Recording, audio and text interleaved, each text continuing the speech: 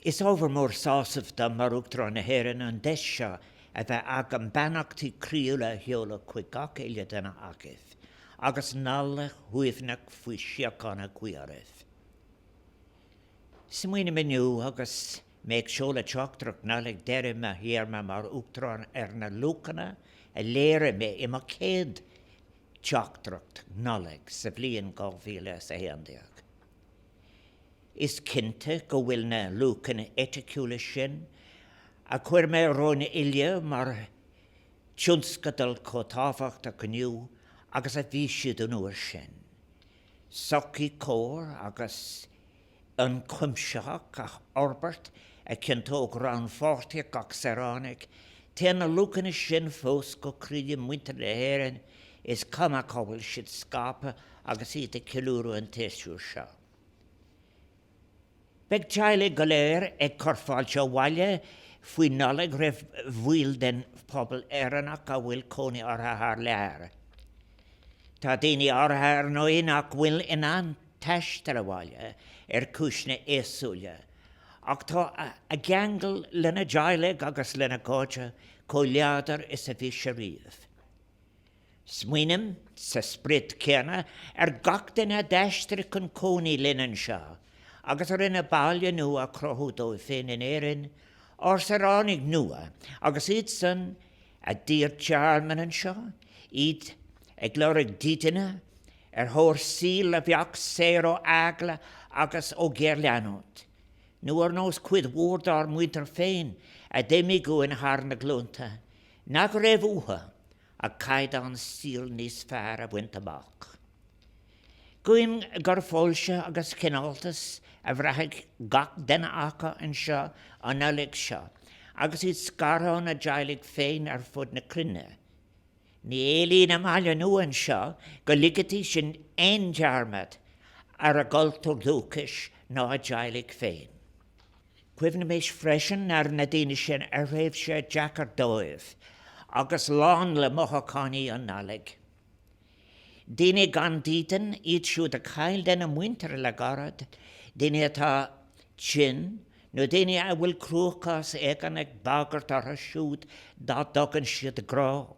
Cuma leis an ilm a daine éile in orsacha, a bheitach fíorthacaíocht practiciúil a bheith ag teastáilútha.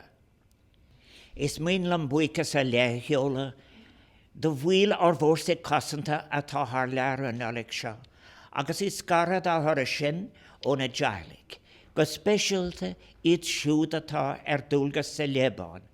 Is dearthaimplíad den cuidas fearr den éireannachas, agus de lúcanna na tíre seo, agus iad a carna siocána chun cín.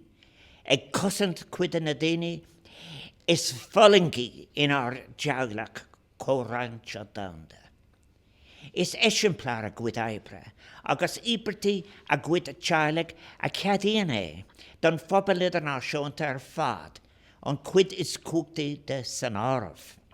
Sna canílach a ratha ina maramid sa bhliain fehes cahar, ní lór agus níl se in ghlacha go marálta, go nélimis gan seasamh a hógáil in aig gon ilomad céir céimena atá fitse futse ina céile ar fud an dán mhór.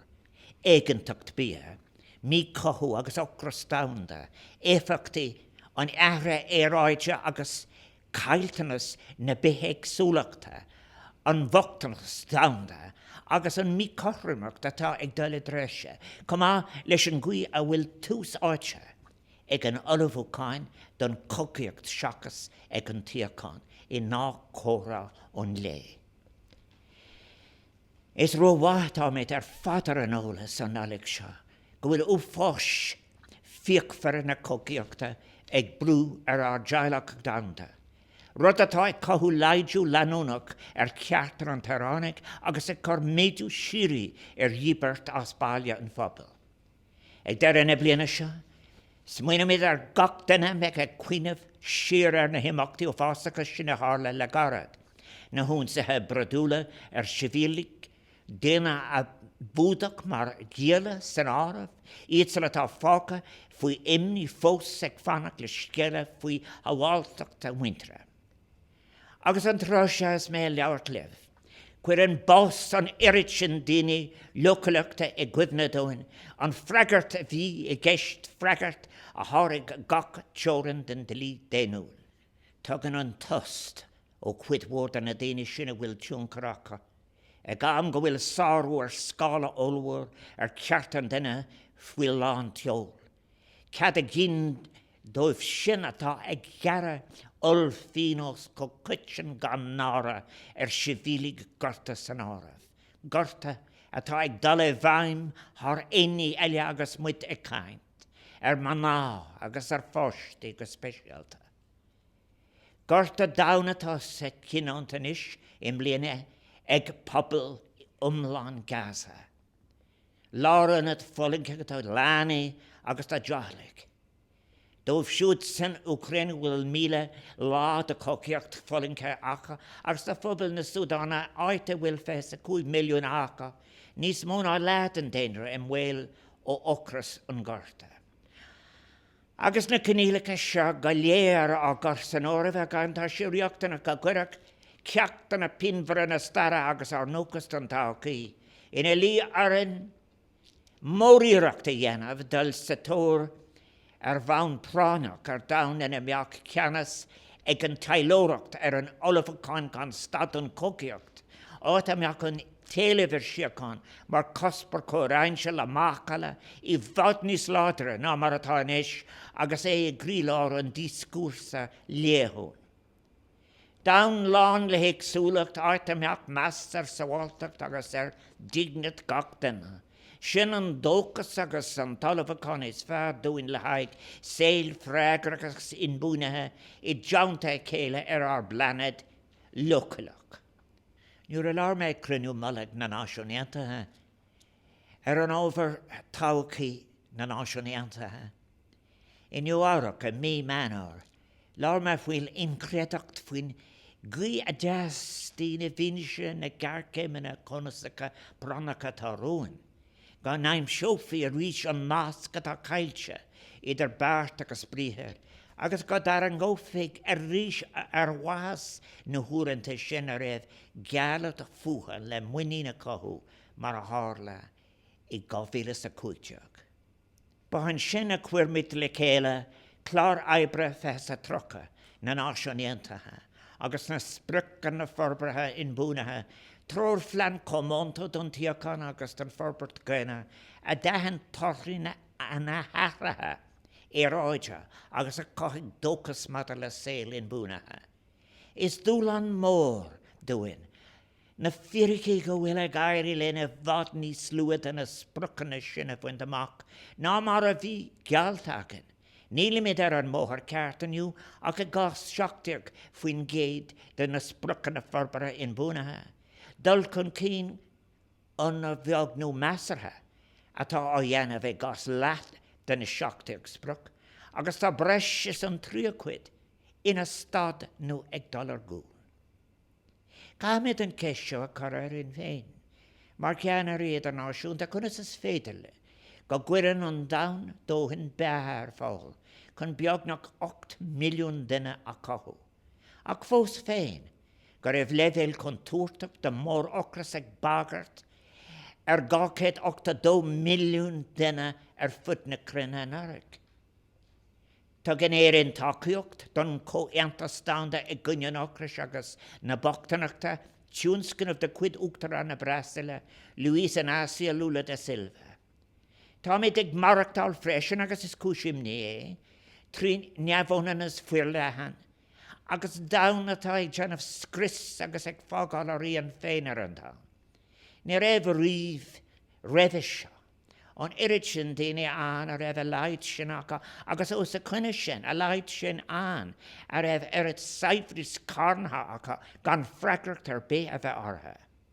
Dear a bhí mar ríis an acchaine leodar agus pránach atá deanta agam go dacó iméis fad leis na náisiúnta, anas gur féidir linn ar nealtainna sé le na spriccanna forbartha in búnathe a cólíana. Tá sé mar thar an tipmad a le siocán a bhaint amach. Deir a car le bachtanas agus ocras dáanda. Agus ar na hiarhairtaí a bhainean leis an éthar éráide, agus cailtanas na bitheic súlachta, go bhfuil tar fillte an umíocht arbála, agus dána hagan brabach den istóri in leis I bás, seachas an inbhuaíocht a carcon cían. Nach nára an statistic mar féidig an cáitchas míle a dána, 7.8 faoin géidir fes trí. Tar éis ardú in nach régiún go dtí, mór umlan de 2,403 billiún. An cáitchas is urte riamh. Agus seo fád ag dála ag trá go bhfuiltar ag impi go dúrfi antas de lúcanna déma. Nuair cuairtar I láthir agus nuair a ghlaachtar le cogaí agus cuimhlintí mar nethe nach bhfuil deire I nándómh. Mar atá ag tála faoi láthair, is an cinna déine mín híos leis, ní cuid dhílis den dénachtaí an cogaíocht, agus tá maithe bunan agus tip an déine mar chinna. Tá sé ná minis den na pobilt sin go léir láirt amach agus impír hire an dán atá ag éileh saoil siocánta.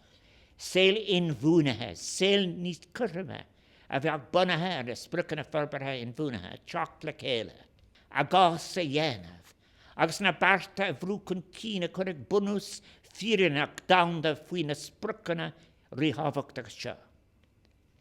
Agus muid a ceúra hiasú seo na nalag. Cibe áta na bhuilimid agus I cibe cuin sin a maramid. Guim gur tríbse a bheith lán de cináltas, tiiscint, cúlam agus meas ar a céile. Bí mis fad buic bhealach spéisialt a gachtain atá ag gobar in an ospidal in ar servísi éigeandála, dómh siúd atá ag freistar a ríchtanis na néine gan dítan.